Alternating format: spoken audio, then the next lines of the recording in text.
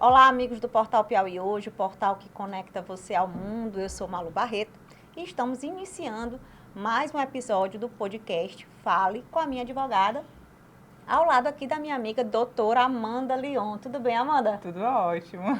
Muito bom começar mais um episódio ao seu lado. Obrigada, minha amiga, é sempre prazeroso. E hoje, mais do que nunca, a gente vai falar de um assunto bem interessante, que são aí as facções, né? Com a presença hoje do Dr. Feitosa Júnior. E eu já quero começar esse podcast, doutor, com uma dúvida minha, genuína. Essa questão, organização criminosa, facção, milícia, é a mesma coisa ou não é? Boa noite, Amanda. Boa noite, Malu. É um prazer estar aqui com vocês, né? E essa sua pergunta, ela é interessante, porque a finalidade tanto das facções criminosas como das milícias privadas e dos grupos paramilitares é a mesma.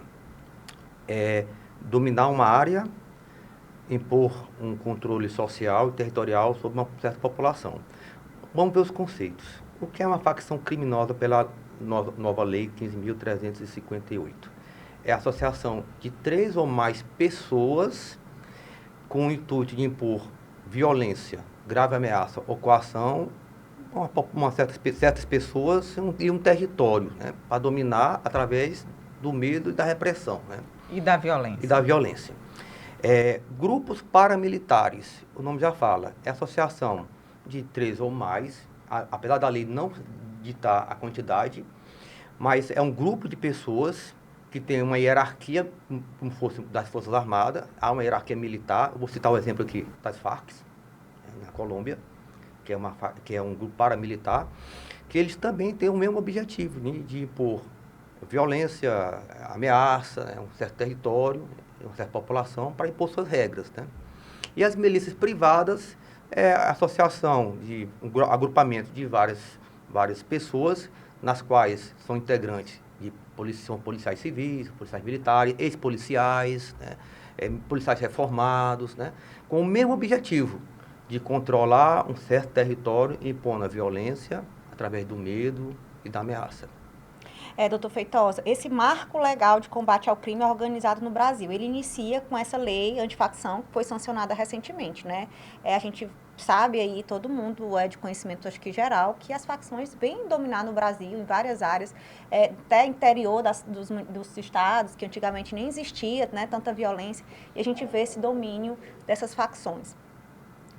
Quais são os principais pontos que o senhor pode citar dessa lei antifacção, né, que vem aí para endurecer as penas? É isso mesmo, né? Endurecer as penas dessas pessoas que estão ligadas ao crime organizado. Vamos lá.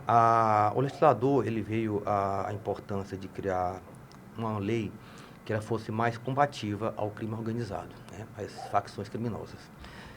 Vale dizer que as organizações criminosas, os grupos paramilitares e as milícias privadas, já havia previsão legal anterior, o artigo 288, inciso A, do Código Penal, a lei 15.350, e agora com a nova lei antifacção, que ela dá um poder do Estado para agir de forma mais eficaz.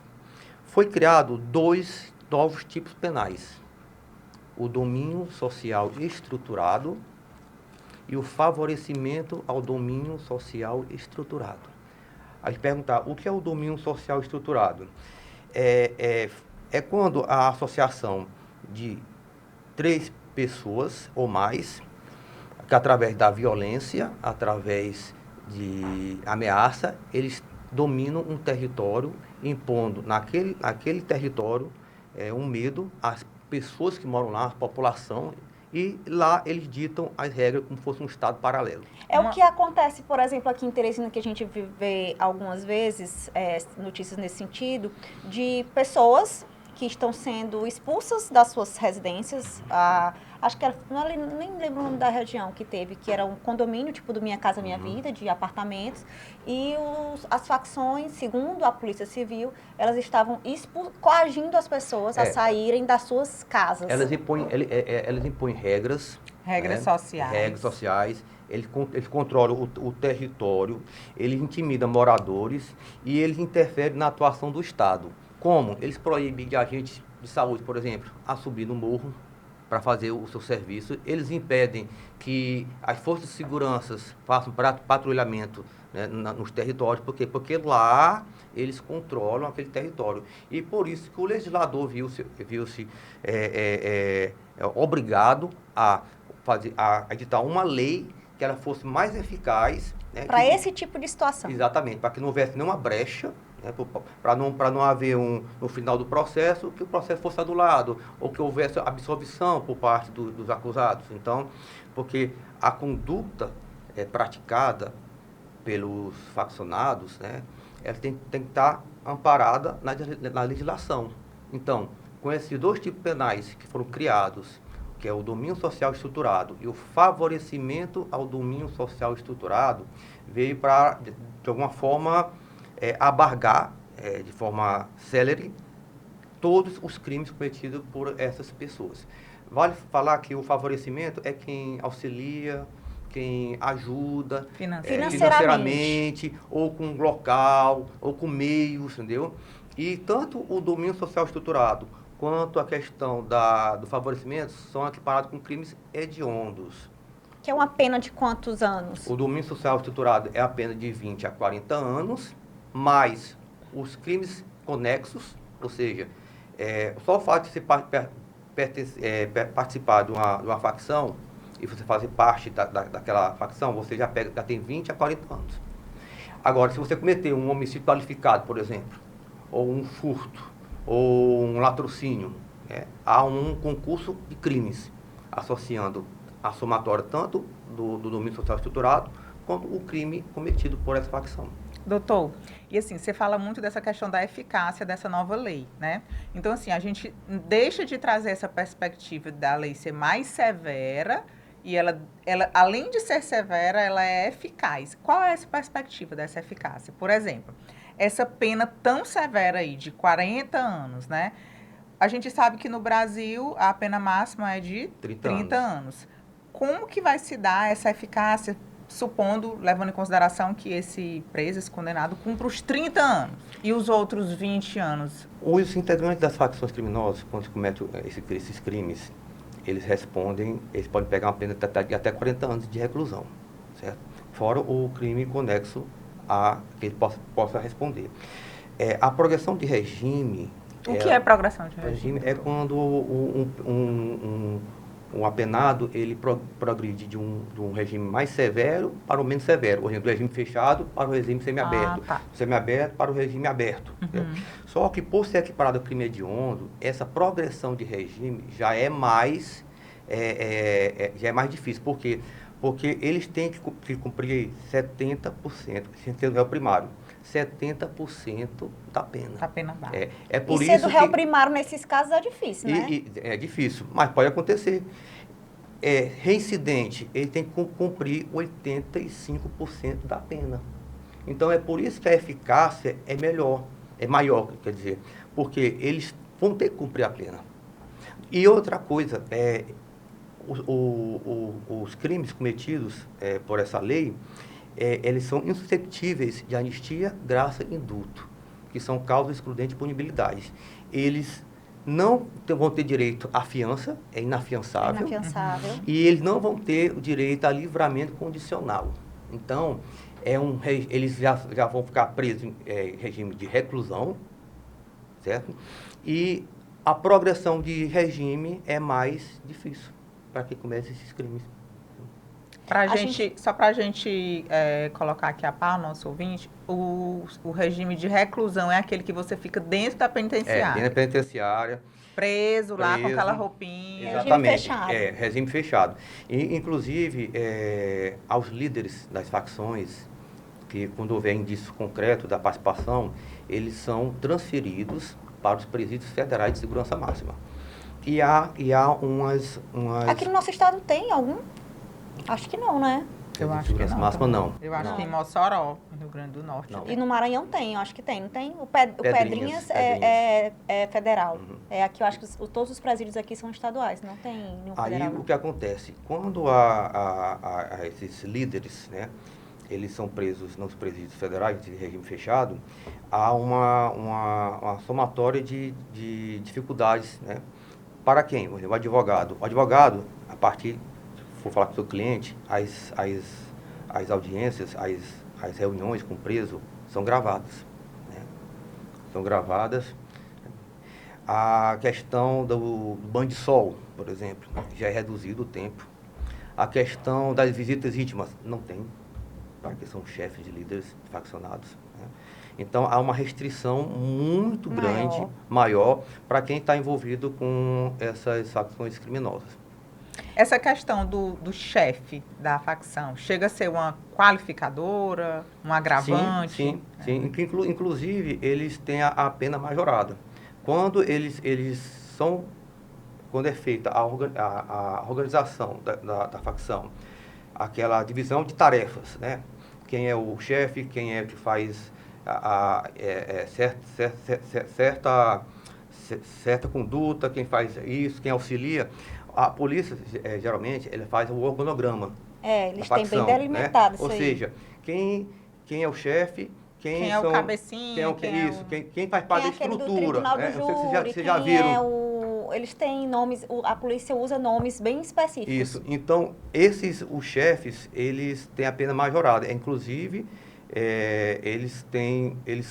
por serem chefes, eles têm uma majoração maior, né? Uma majoração maior é uma redundância. É a majoração da pena, entendeu?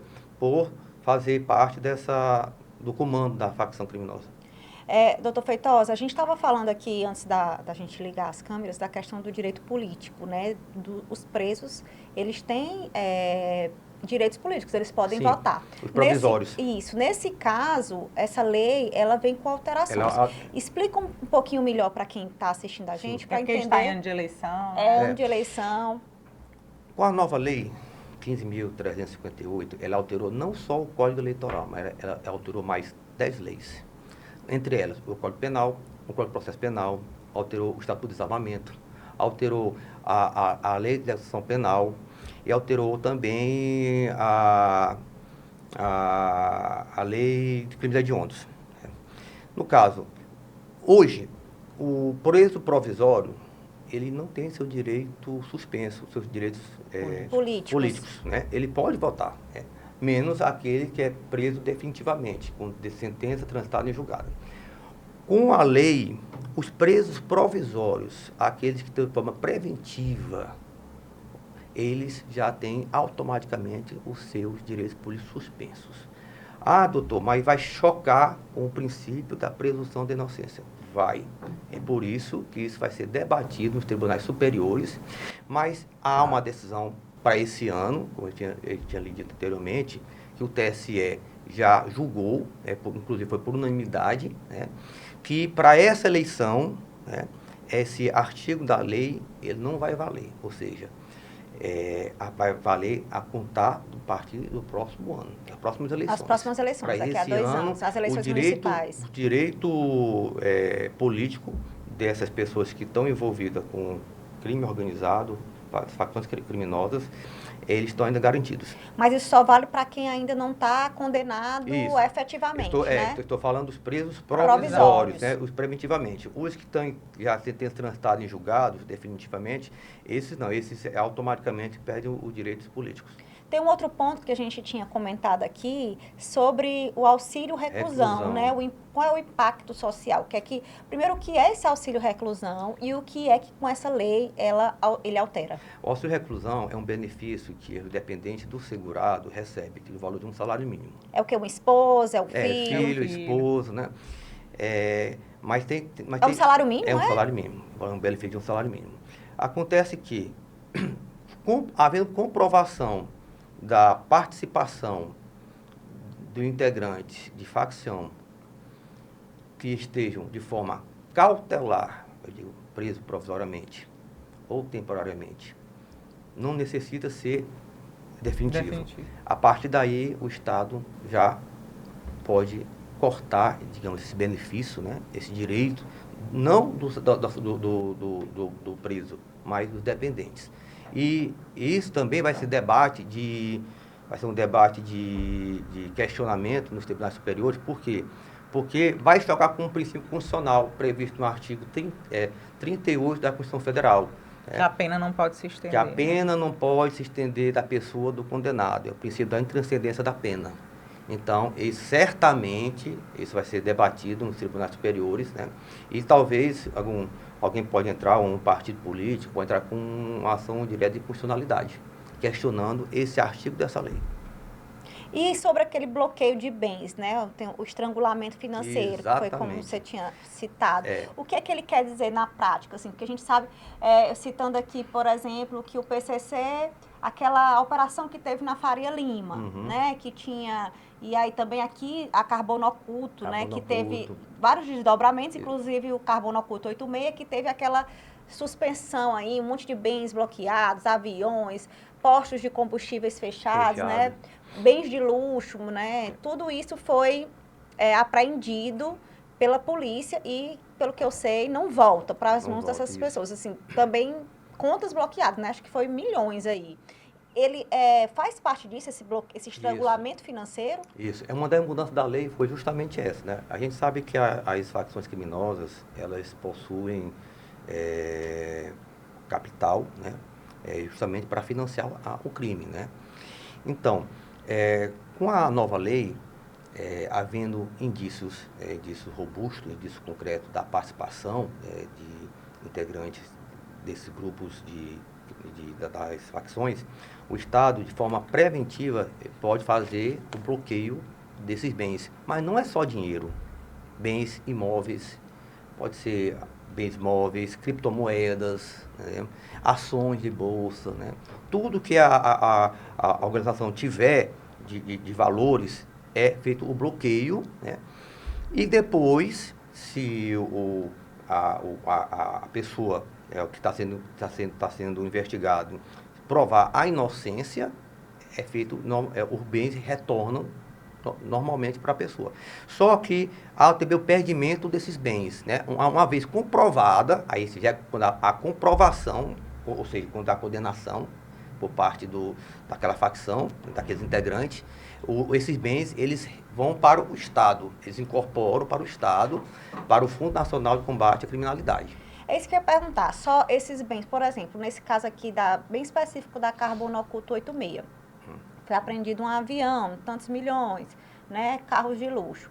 Esses estão lá no pátio, não sei onde é que fica. E quando eles vão pro poder do Estado, eles são leiloados, não é isso? São leiloados. Mas eles só podem ser leiloados quando tiver o julgamento. Exatamente. Ou não. Aí fica lá, então, só apenas depreciando.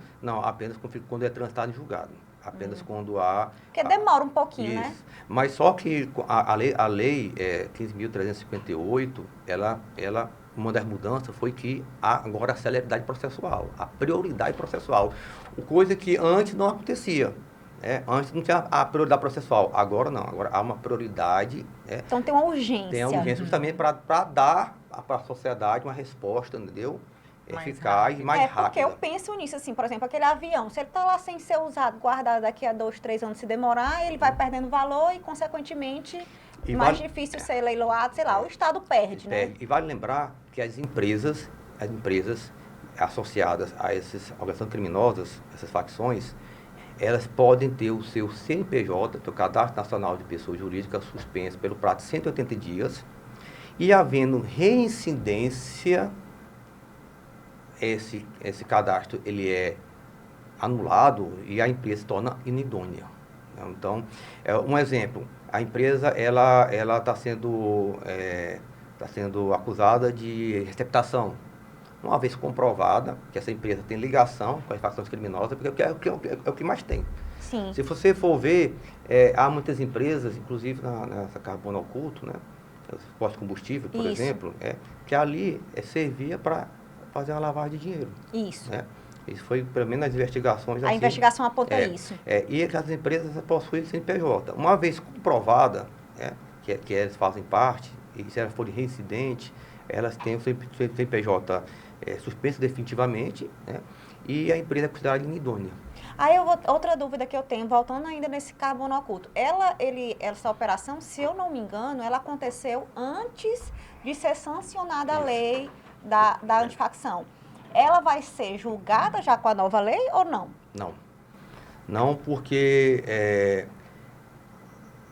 quando a lei ela é colocada em vigor, a eficácia dela é do início da assinatura, da sanção presidencial para frente. Como Né? dizia o Firmino, é daqui para frente. Então, ela não pode retroagir para prejudicar. Mesmo o julgamento sendo depois. Sendo depois. Vou dar um exemplo. Um adolescente que for preso, ele tem 17 anos, cometeu um crime de furto, ou cometeu um assalto, e no dia seguinte era seu aniversário. Ele foi preso, ainda era menor de idade. Sim. Foi condenado, foi julgado já com seus 20 anos, 21 anos, mas nos casos retroagem, porque foi na data do fato. Entendeu? Não pode haver essa extensionalidade, ser julgado depois, entendeu? Que a lei ela não pode prejudicar, ela não retroage para prejudicar, apenas para beneficiar. Né? E uma coisa que eu acho importante, que tem que ser dito, há um maior controle, né, por parte do Ministério Público, participando do Ministério Público, com a polícia, uma integração. Sim. E com os órgãos de inteligência. Então, uma vez uma facção criminosa, ela os seus integrantes sendo processados, e há uma multicolaboração dos estados. Se essa facção ela for ramificada, se essa facção tiver integrantes no exterior, há uma colaboração também com as polícias, né, dos outros países, né? Há é um movimento mundial, internacional, exatamente. Né? É que a gente chama de Forças Integradas de Combate ao Crime Organizado. O Ministério Público tem até um setor específico para isso, que é o GAECO, né? O GAECO, exatamente. Então, a lei ela veio... polícias especializadas também. A lei ela veio justamente para dar um maior rigor, uma maior resposta à sociedade, e não há lacunas, né? Que as outras leis havia uma lacuna, os integrantes eles respondiam pelos crimes isolados cometidos, né? E houve essa mudança, tanto na questão eleitoral, como na questão de reclusão, a prisão preventiva, um fato importante a ser dito, uma vez comprovada a participação desses integrantes, só o fato deles fazerem parte da associação criminosa já é motivo para a prisão preventiva. Para quê? Para que seja dada uma resposta. E inafiançável. Os crimes são inafiançáveis, entendeu? É insusceptível de anistia, graça, indulto e livramento condicional. Ou seja, há um rigor maior, né, por parte do Estado para manter essas pessoas presas. Nós estamos recebendo aqui no podcast Fale com a minha advogada, criminalista, advogado Dr. Feitosa Júnior, e a gente está falando de um assunto super importante e atual, né, que aí é um marco legal de combate ao crime organizado no Brasil, que veio com a lei aí antifacção, né, que as pessoas chamam bastante, que foi sancionada recentemente, tem pouco mais de nem um mês, talvez. E tem muitas dúvidas ainda, né, muita gente ainda não sabe como proceder a partir de agora, e a gente está aqui tirando muitas dúvidas. Doutor Feitosa Neto, tem mais alguma coisa que o senhor queria pontuar, que essa lei traz, assim, que as pessoas precisam ter esse conhecimento? Sim, eu expliquei aqui a lei, mas ficou faltando falar um ponto central, que é o conceito de facção criminosa ultraviolenta, que a própria lei, no seu artigo 2º, define, que é a associação de 3 ou mais pessoas, porque a lei anterior falava que 4 ou mais pessoas. A lei de facção criminosa, essa nova lei, é de 3 ou mais pessoas, né, que através de violência, grave ameaça, dominam um território ou dominam uma população. Né. E eu queria dizer para vocês que essa lei ela veio justamente para dar uma maior celeridade, né, o que acontece hoje, principalmente nas grandes capitais, né, a expansão das facções criminosas. Né. No Rio de Janeiro, nós temos o Comando Vermelho, São Paulo temos o PCC, aqui no Piauí nós temos tem a Bourbon dos 40, mas também tem ramificações do PCC e do Comando Vermelho também. Então, assim, a lei ela veio justamente para dar uma resposta, ela veio para que a lei ela seja aplicada de forma mais sucinta, ou seja, que não há lacunas, que o legislador foi muito sábio nesse ponto, para que não haja, como aconteceu nos anos anteriores, que seja feita uma investigação por parte da polícia, a polícia prende, e quando chega a parte processual, finalizando a parte de inquérito processual, haja lacunas, né, para que toda essa operação ela seja Maculada. Ou seja, é como se a polícia tivesse trabalhado sem ter Tirar a sensação de impunidade que a sociedade hoje brasileira ela sente bastante, Isso. né? Parece que eles estão fazendo as coisas já sabendo que não serão punidos. Já essa lei vai endurecer mais. Vai endurecer mais. E é justamente... Além das penas, também a urgência, né? A urgência. É por isso que a tramitação processual desses processos, né, ela é mais célere. Ela é uma prioridade processual. Tem que ser mais rápida. Justamente para garantir Para dar uma resposta à sociedade, né? E esses integrantes que sejam presos, realmente respondam pelos crimes, né? Que é um crime hediondo, como foi dito aqui, né? Eles são crimes que não cabe fiança, é suscetível de anistia, graça indulto, levantamento condicional, né? E a prorrogação do regime, né, da pena, é mais gravosa, né? Entender o que muda na lei, né? É essencial para compreender não só o sistema da justiça, mas também os impactos dessas decisões na sociedade. Como o doutor Feitosa disse, a gente, todos os dias, nós somos inundados aí com notícias de crimes feitos por essas pessoas, as comunidades também, né? Inclusive, Malu, lá no Rio de Janeiro, em São Paulo, por exemplo, a gente vê diariamente que essas facções criminosas, elas, por exemplo, ela atacam presídios, né? Elas criam barricadas. Sim. Né? Elas dominam o território, a questão financeira, né? Elas impõem regras ali daqueles comerciantes para poder comprar um gás no lugar tal. Sim. Elas impedem, não só, vai lembrar que não só serviços públicos, mas também serviços privados. Né? Então, o artigo 2º fala, são 10 condutas, são 10 incisos em que essas facções criminosas atuam, né? Que são consideradas hediondas, né? Que, infelizmente, no Brasil, nas grandes capitais, acontece, né? São Paulo, Rio de Janeiro, principalmente. Quando eu falei para você do filme Tropa de Elite, né? Que a gente viu que existia uma milícia, ali era uma milícia, entendeu? Que eles coordenavam ali aquela favela, eles impunham naquela população um medo, né? Eles controlavam o transporte coletivo. Medo, regras, eles controlavam a internet, entendeu? O sistema de abastecimento. Então, essas facções, elas dominam um território e elas montam um Estado paralelo, entendeu? É como se o Estado em si não estivesse atuando naquela região. E cabe ao Estado hoje, através dos seus órgãos, a polícia, segurança pública, né, poder intervir, né, nessas localidades, nesses lugares, de forma repressiva, né, para que essas facções, esse domínio por parte desses integrantes sejam de alguma forma eliminados do nosso território nacional, né? A gente fala muito do Rio de Janeiro porque a gente tem esse exemplo muito forte, né?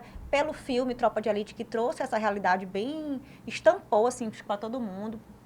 Os cariocas, recentemente a gente teve quando a invasão, eu não me lembro o nome do morro, que teve aquela invasão da polícia, que teve não sei quantas pessoas mortas, né? Foi a invasão da Vila Cruzeiro em 2006, quando as forças de segurança, junto com as forças armadas, subiram ao morro, né, e invadiram ali. Vocês podiam perceber pelas imagens das câmeras, vocês viram que eles estavam fugindo pelo morro, né?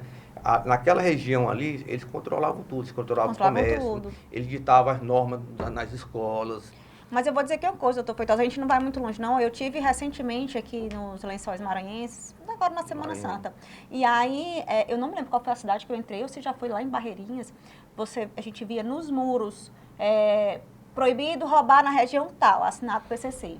Né? Aqui mesmo a gente anda em Teresina e vê, tanto é que tem mutirões da polícia apagando essas pichações porque tem recados, não pode roubar em tal lugar. Então, como também teve outras situações que tinham uma lei própria, eles tinham regulamentos, regras, e quem infringia tinha que dar cestas básicas para as famílias dos membros que estavam presos. Não, mas aí seria... Era tipo uma assistência social, e eles ainda ganham as pessoas com isso. Mas isso aí seria até benevolentes, porque hoje, essas pessoas que cometerem um furto num certo território comandado por uma facção, lá eles são bem claros, não pode roubar aqui, não pode cometer crime, porque vai chamar a polícia.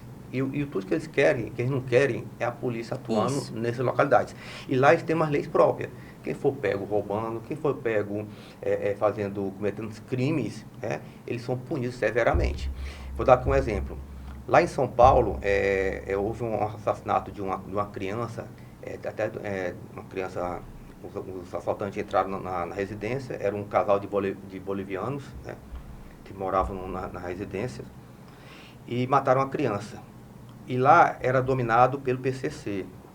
Foi o que fizeram o PCC? Descobriram que eram os integrantes e lá eles mataram o assassino. Eles mesmos mataram o assassino dessa criança, porque eles não aceitam que certos crimes aconteçam na sua área, porque lá ele tem a lei própria deles. Por quê? Porque lá o Estado e fica dado um recado para o resto da comunidade, né? Quem infringir a regra deles exatamente, são executados. Exatamente. Fica dado o recado.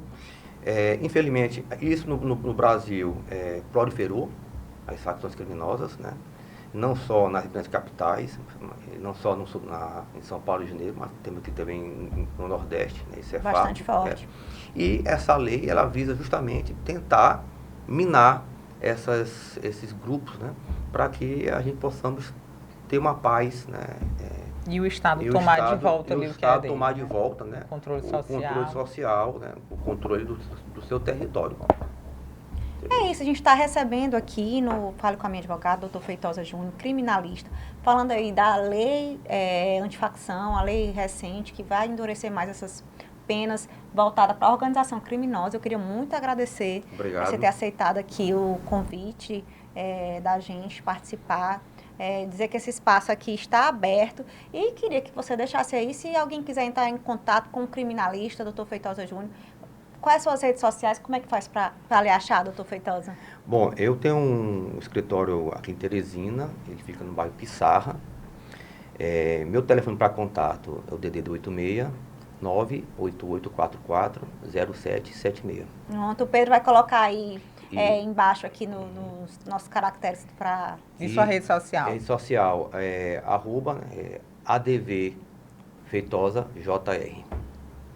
Muito obrigada, doutor. Isso. Muito obrigada, doutor Feitosa, pela sua participação. Amanda. Mais uma vez, obrigada pela sua participação, que foi de extrema relevância aqui para trazer esse tema ao mesmo tempo tão atual e tão antigo, né, que a gente já vivencia há tantos anos. E nós vamos ver repercussão dessa lei ainda, porque, como eu disse anteriormente, a lei veio, mas há choques de princípios constitucionais. Aí, a questão do voto, a questão do auxílio reclusão, entendeu? Então, certamente o STF irá julgar a inconstitucionalidade de alguns artigos dessa lei. Entendeu? Então, quem viver, verá. Exatamente. Isso. E esse foi mais um Fale com a Minha Advogada, informação com responsabilidade. Se você gosta do nosso conteúdo, curte, comenta, compartilha. Segue também a gente nas redes sociais. Segue o nosso Instagram. Fale com a Minha Advogada. A gente sempre está trazendo os cortes das entrevistas, né? E você acompanha tudo por aqui também no Portal Piauí Hoje, o portal que conecta você ao mundo. Até a próxima. Obrigado. Até a próxima.